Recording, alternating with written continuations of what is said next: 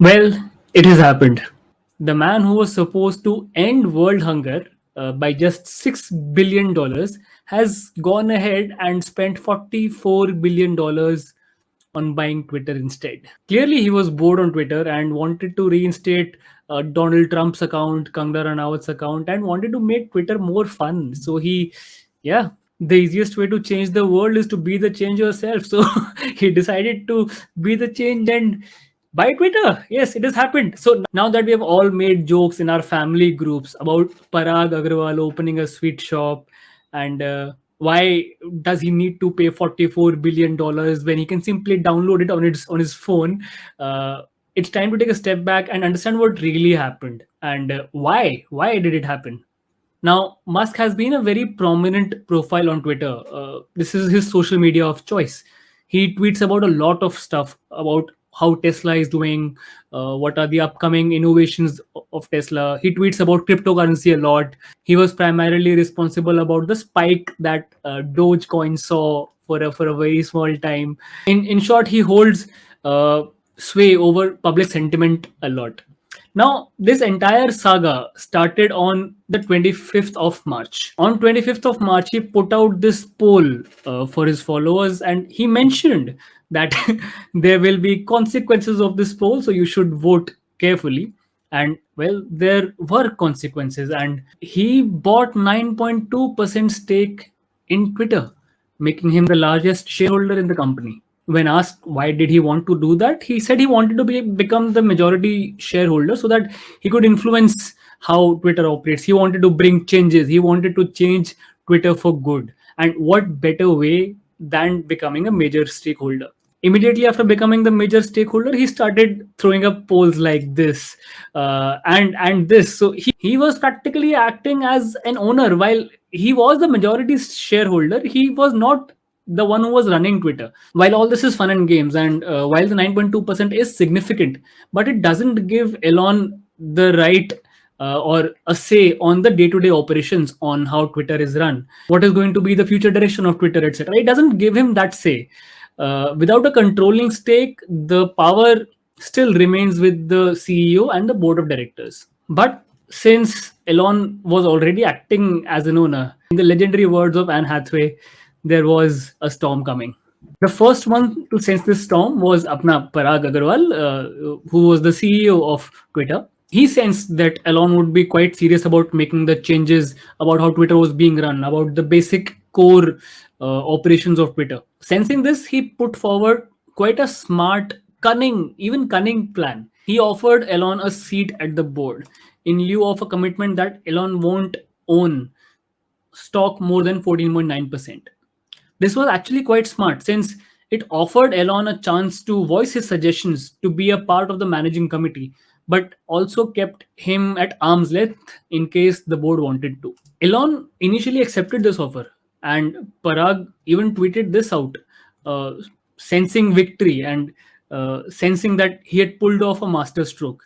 He welcomed Elon to join the board, but as always, there was a twist in the tale, and on the very morning he was supposed to join the board, Elon declined the offer. He had something much bigger in store. On April 13th, just a few days later, he made an offer to buy Twitter out.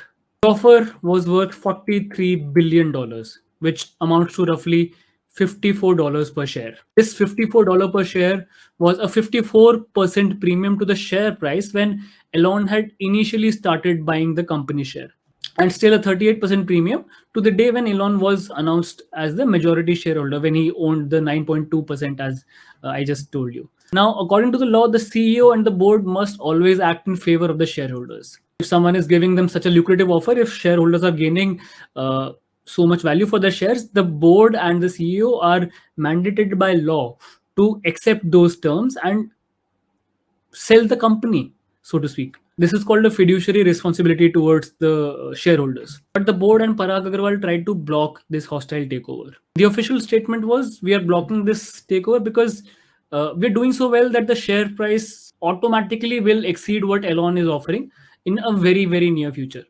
Well, that wasn't really true. I mean, you can clearly see that Twitter's net income was nowhere close to its peak value, and it wasn't really on an upwards trend either. The real reason was they basically wanted to protect their jobs. They had sensed that once Elon takes over, he would want to bring in a new management. He would want to do away with the existing management, and their fears were well founded. In fact, Elon had tweeted that if the deal doesn't work, given that he doesn't have confidence in the management at all, nor does he believe that they can drive the necessary change in the public market, he would rethink everything. So he clearly didn't have any confidence in their abilities in taking Twitter forward. To avoid the hostile takeover, they came up with something that's colloquially called the poison pill. Essentially, it means that if anyone buys greater than 15% of the stock, the company can issue more stock, more shares at a discount, thus reducing the value of shares that the person who already owns around 15%. But such decisions got them a lot of heat from their shareholders. Elon Musk also piled up the pressure with tweets like this. Eventually, they accepted the offer at $44.2 billion. The public company will now be converted to a private company. Now, let's talk about why Elon has actually purchased the company. He officially gave 13 reasons why. No, jokes apart, he basically gave us three key reasons why he wanted to purchase Twitter. He wanted to buy Twitter out. The first one was to get rid of the bots. Now, you and I have all seen a number of bots and fake accounts which twist narratives, which affect trending topics, etc. So his first message was, I want to get rid of the spam accounts, fake accounts, and the bots. That was the first reason that he gave. The second reason was a lot more interesting. He said he wanted to make Twitter an open source algorithm. What does this mean? All the social media platforms operate on an algorithm. Their community guidelines, etc., are all part of an algo, which are essentially designed by an AI. You might have heard or seen accounts being suspended for violating community guidelines, etc., but no one really knows what these community guidelines are. Elon has said that he's put the algo open to everyone, so everyone will be able to suggest changes, which is quite lofty, but essentially it is a noble intention. And the third thing that he's very, very consistently harping about is freedom of speech. There are narratives that are suppressed on Twitter, maybe on all social media platforms. Elon says he wants to make Twitter a place where freedom of speech is paramount. He says you should see people on your feed that you don't agree with. Argue करोगे, you will have discourse, तभी तो grow करोगे. उसने मतलब ऐसा बस English में बोला उसने. So the billionaire who once said that he wants to make his own social media platform has just realized that it is much easier to buy Twitter instead. Now all that remains to be seen is, will Twitter get an edit button finally? So that was the episode about Elon Musk and Twitter. If you didn't know, now you know. If you like this episode, drop a like, subscribe to the channel if you're new here, spread this content in your circles, press that bell icon, etc., etc. At this stage, I really don't need to be telling you all this.